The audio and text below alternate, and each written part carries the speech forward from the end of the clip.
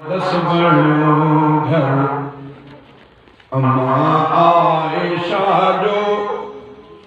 मोहम्मद जे मस्जिद सां गॾु गॾु उहो घर जंहिं घर में इमामुल अंबिया क़यामत ताईं अल्लाह तबारक व तआला मुस्तफ़ा खे तरसायो आहे।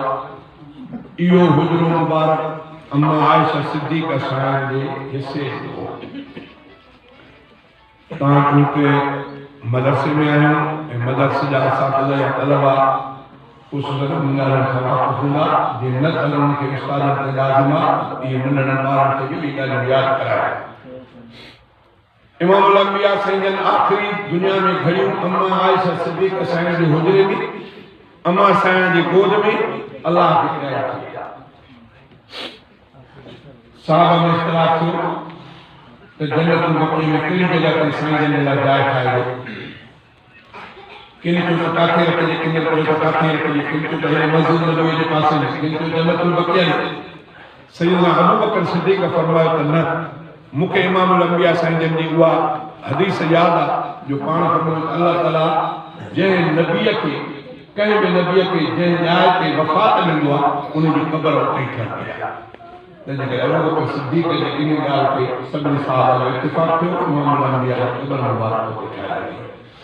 इहो हुजरो अम्मा आयशा सिद्दीक़ा साहिब इन हुजरे में इमामुल अंबिया पंहिंजी ज़िंदगी जो आख़िरी घड़ी गुज़ारी।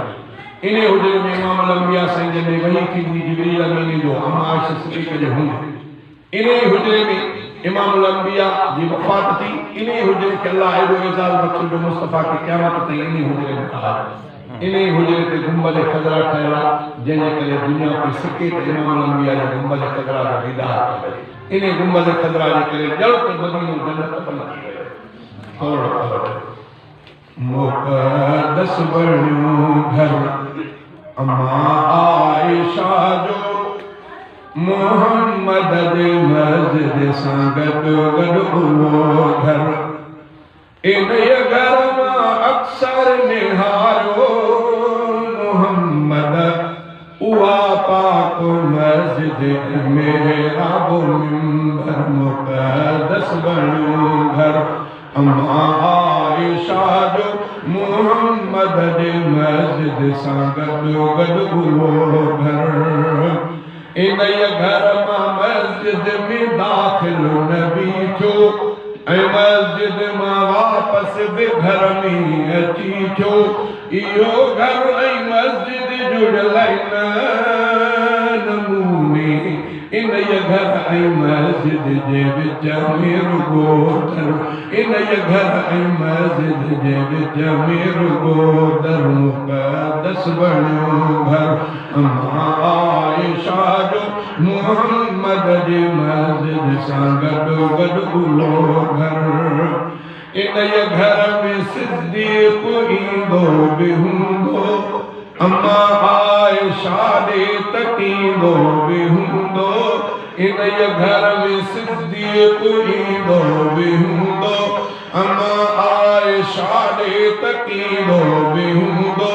ऐं ॼाते नबीअ जे अदब सां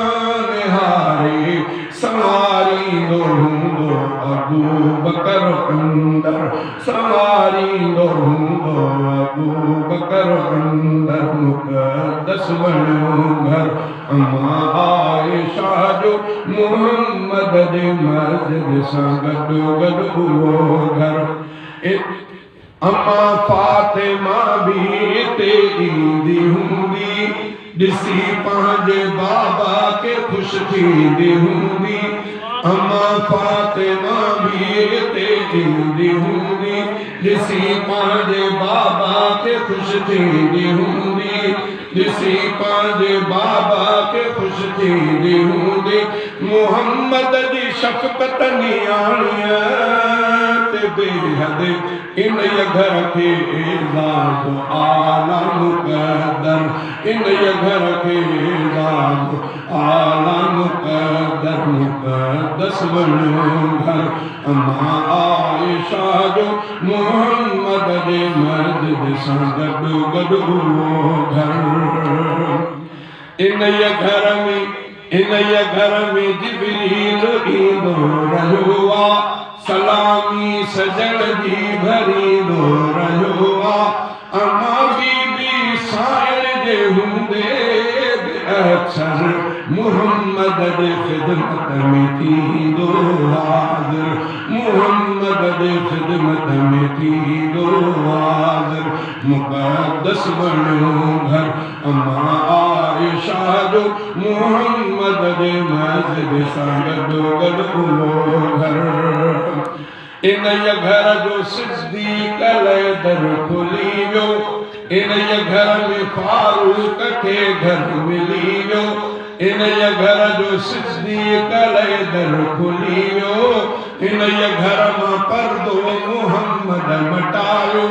इन ये घर में रब मुस्तफा खे रहायो इन ये घर ते गुंबद ठहियो आहे साहो इन ये घर सां जन्नत मदीनो मुनव्वर इन ये घर सां जन्नत मदीनो मुनव्वर मुक़द्दस बणियो घर अम्मा आयशा जो मुहम्मद जे मस्जिद सां गॾोगॾु उहो घर इन ये घर जो सिद्दीक़ दर खुली वियो इन ये घर में फारूक के घर मिली वियो रफ़ीका इन ये घर जो रुतबो घणो हुई लिखी छा मां सघंदुसि सहाबा जो नौकर लिखी छा मां सघंदुसि सहाबा जो नौकर मुक़द्दस बणियो घर अम्मा आयशा जो मुहम्मद जे मस्जिद सां गॾोगॾु उहो